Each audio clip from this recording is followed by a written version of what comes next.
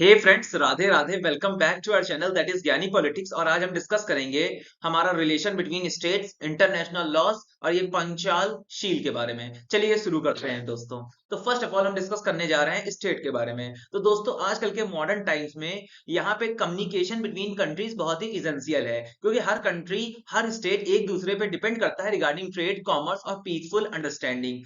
अब अगर देखा जाए आज के टाइम पे ऐसा कोई स्टेट नहीं है जो आइसोलेट रह सके from rest of the world, और यहाँ पे जरूरत होती है इंटर कम्युनिकेशन के बीच में, एक स्टेट से दूसरे स्टेट में, in order to fulfil the need of the state stabilise good relationship with one and another. आजकल के टाइम पे हर स्टेट को एक दूसरे की आवश्यकता है, और उन आवश्यकताओं को, उन बेसिक नेसेसिटीज को फुलफिल करने के लिए हमको एक अच्छा रिलेशनशिप मेंटेन करना पड़ेगा। फॉर एग्जाम्पल के रूप से देखें, इंडिया जब से आजाद हुआ है तब से एक अच्छे रिलेशनशिप मेंटेन करता है, और उसी का इम्पैक्ट है कि आज इंडिया के कई सारे फ्रेंड्स हैं। लेकिन इसके बावजूद भी, इतने सारे एफर्ट्स इंडिया के इंप्लीमेंट करने के बावजूद भी, आज चाइना हमारा एक अच्छा फ्रेंड नहीं है। It is a big enemy of India.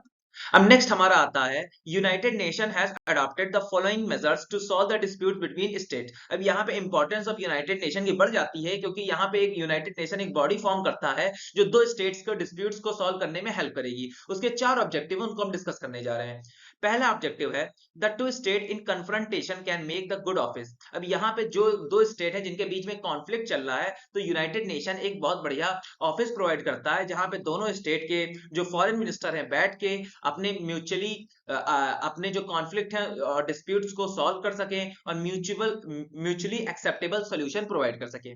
Second, जो यहाँ पे UN as a mediator deal करता है बिटवीन टू कॉन्फ्लिक्टिंग और कन्फ्रंटिंग स्टेट के बीच में।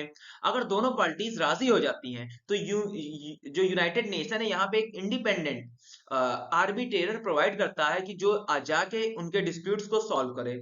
सेकंड, अगर दोनों पार्टीज राजी हैं तब यहाँ पे एक केस फाइल कर दिया जाता है for international court of justice में। अब थ्योरी ऑफ को एग्जिस्टेंस, अब यहाँ पे एक थ्योरी हमारी आती है जो कि बहुत फेमस थ्योरी है, दैट इज पंचशील, और इसको इंडिया बहुत सालों से फॉलो करता आया है।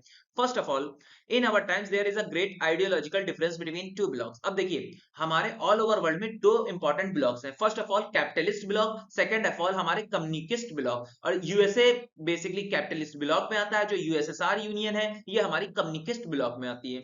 इन दोनों के बीच में बहुत ज्यादा डिफरेंस है इनकी आइडियोलॉजीज को लेकर। ठीक है, अब यहाँ पे एक हमारे ऑथर है कार्ल मैक्स, इन्होंने उस टाइम पे स्ट्रेस किया कि कैपिटलिज्म को ऑल ओवर वर्ल्ड में स्प्रेड किया जाए, और वहीं पे कम्युनिज्म को डिक्रीज किया जाए। मतलब ये सपोर्टर थे यूएसएसआर के, और ये अगेंस्ट में जाने लगे यूएसए के। नेक्स्ट, अब यहीं पे पंचाल सील में कुछ कंट्रीज ऐसी थी जिन्होंने ऐसी policy apply that is non alignment. ये बेसिकली एक गुड विल, इनके पास फीलिंग गुड विल थी दोनों blocks, that is communist block और कम्युनिज्म ब्लॉक में। और ये कंट्री कौन कौन सी थी? फर्स्ट ऑफ ऑल हमारी इंडिया थी, देन बुर्मा थी, देन हमारी यूगोस्लाविया, चाइना, ऑस्ट्रेलिया, और भी बहुत सारी कंट्रीज हैं। ठीक है, अब दोस्तों, हमारे जो लेटर जब प्राइम मिनिस्टर हैं, that is late prime minister हैं, दैट इज जवाहरलाल नेहरू। उनके टाइम पे एक इंडिया और चाइना का डिस्प्यूट हुआ regarding the Tibet.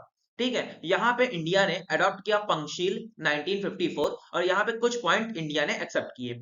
First of all, non aggression, कभी भी अपनी तरफ से एग्रेशन शो नहीं करेगा। Non interference in internal matters of the country, किसी भी अंदरूनी मैटर में इंटरफेयर इंडिया नहीं करेगा।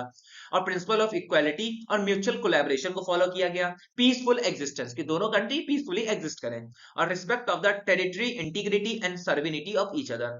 ठीक है, अब यहाँ पे आता है, अब नेक्स्ट पॉइंट है हमारा इंटरनेशनल लॉज। तो चलिए उसको भी पढ़ लेते हैं। तो first of all, in this age of equality, mutual collaboration, peaceful existence, no state can be independent. अब देखिए, आजकल के एरा में पीसफुल आदमी को चाहिए, म्यूचुअल कोलैबोरेशन है, इक्वालिटी है हर जगह, तो यहाँ पे कोई भी स्टेट इंडिपेंडेंट नहीं है और कोई भी एक्सक्लूडेड नहीं है। ठीक है, हर स्टेट किसी ना किसी स्टेट पे डिपेंड करता है, बहुत वैरायटी ऑफ रीजन के लिए। अब यहीं पे आता है, अब यहीं पे कॉन्सेप्ट आता है, जैसे कि यहाँ पे इंटरनेशनल रिलेशनशिप स्थापित हुआ, तो इसको मेंटेन करने के लिए इंटरनेशनल लॉ भी स्थापित करना पड़ेगा। तो देखिए, the law which regulate the dealings of the state with one and another, उसे कहते हैं इंटरनेशनल लॉ। अगर डिफिनीशन कोई पूछे what do you mean by international law, तो दोस्तों, ऐसा लॉ जो रेगुलेट करता है, देखता है, ऑब्जर्व करता है डीलिंग किसी भी दो स्टेट के बीच में, या दो से ज्यादा स्टेट के बीच में, उनको हम कहते हैं international law. Second of all है what is the exact meaning of international law. तो इसमें हमारे बहुत फेमस स्कॉलर हैं दैट इज जी.एन. गिलक्रिस्ट, उनके बारे में सीखेंगे। तो ये कहते हैं international law is the body of rules which civilised state observe in dealing with each other. अब बेसिकली जो हमारे आर.एन. गिलक्रिस्ट हैं ये कहना चाहते हैं कि जो हमारे इंटरनेशनल लॉज होते हैं वो बेसिकली सिविलाइज्ड बनाते हैं स्टेट को, और कैसे उनके जो डीलिंग्स हो रही हैं उन पे नजर रखें ऑब्जर्व करके। अब देखिए जो इंटरनेशनल लॉज के कुछ रूल्स है जो कि इन्फोर्स किए जाते हैं पर्टिकुलर स्टेट के, और जो ये रूल्स होते हैं ये बनाए जाते हैं इंटरनेशनल लॉ के कन्वीनियंस और मॉरल स्टैंडर्ड को ध्यान में रखते हुए। और सेकंड ऑफ ऑल आता है इवोल्यूशन ऑफ इंटरनेशनल लॉ। तो अब यहाँ पे कॉन्सेप्ट आता है, जो कॉन्सेप्ट हमारा इवोल्यूशन ऑफ इंटरनेशनल लॉ ये कहाँ से ऑरिजिन हुआ। तो देखिए international law is the result of the development of international relationship. तो फर्स्ट ऑफ ऑल जैसे जैसे बहुत सारे स्टेट एक दूसरे पे डिपेंडेंट होने लगे है ना मॉडर्न टाइम्स में, तो यहाँ पे जैसे जैसे इंटरनेशनल रिलेशनशिप हुए तो उन रिलेशनशिप को मेंटेन करने के लिए इंटरनेशनल लॉ आया गया। अब देखिए एक बहुत फेमस बुक है law of very recent origin, जिनको लिखा गया है जिनको लिखा गया है टीजे लॉरेंस के द्वारा। उन्होंने बहुत अच्छे से एक्सप्लेन किया है कि कैसे इवोल्यूशन ऑफ लॉ हुआ। इन्होंने 3 पीरियड्स में डिवाइड किया है। पहला पीरियड स्टार्ट होता है यूरोपियन सिविलाइजेशन में, और आखिरी जो हमारा थर्ड पीरियड है वो एंड होता है रोमन एम्पायर में। तो पहला जो पीरियड है, तो देखिए इंडिया को माना जाता है कि जो इंटरनेशनल लॉ के मैटर में इंडिया बहुत कुछ जानता था पहले से।